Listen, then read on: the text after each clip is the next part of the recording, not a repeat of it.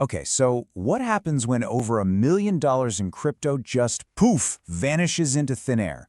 Well, today we're jumping right into a pretty wild digital detective story, and we're going to trace the money through a seriously complex web of deception. We're talking about over $1 million, a huge digital heist that, honestly, could have been the perfect crime. You see, the thieves, they thought they were invisible. They thought they'd covered their tracks. But here's the thing about the blockchain. Every single transaction leaves a permanent, unchangeable footprint. You just got to know how to read the map. So, how'd they pull it off? This was no simple smash and grab. Oh no. This was a super sophisticated laundering operation, a digital maze basically designed to make that money completely disappear. They built this insane digital labyrinth. First, they used something called cross-chain bridging to hop the funds between different blockchains, like from Tron to Ethereum, making one single trail almost impossible to follow. Then, they layered the money through 7 different exchanges. It's like a digital shell game. And to top it all off, they used swap platforms to muddy the waters even more. It was a total forensic nightmare. So how on earth do you track money that's been designed to be untraceable? Well, you call in the specialists. And that's exactly where ChainLab's investigation came in, with a really systematic plan to unravel this whole tangled mess. Let's walk through their game plan. First up was hop-by-hop tracing. They followed every single transaction one after the other. Then, they analyzed the bridge points, those critical moments the money jumped from one chain to another.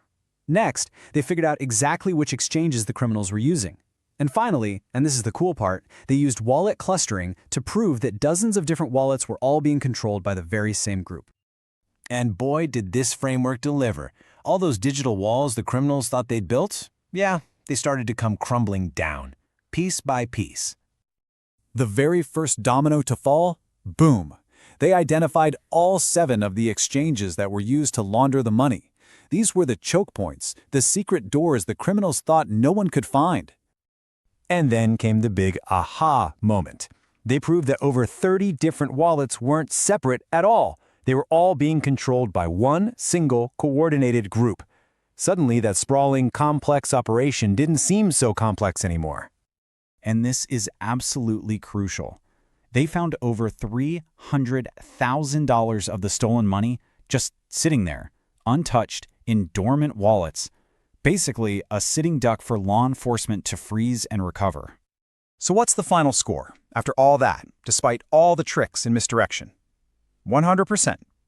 100% of the illicit funds were successfully traced from the very beginning to the very end. A complete forensic victory.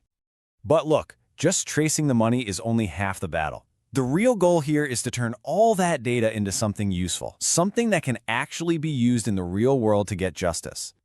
And that's exactly what actionable intelligence is all about. It's not just some report full of numbers. It's a detailed forensic map, a roadmap that legal teams and the police can pick up and use to take immediate action.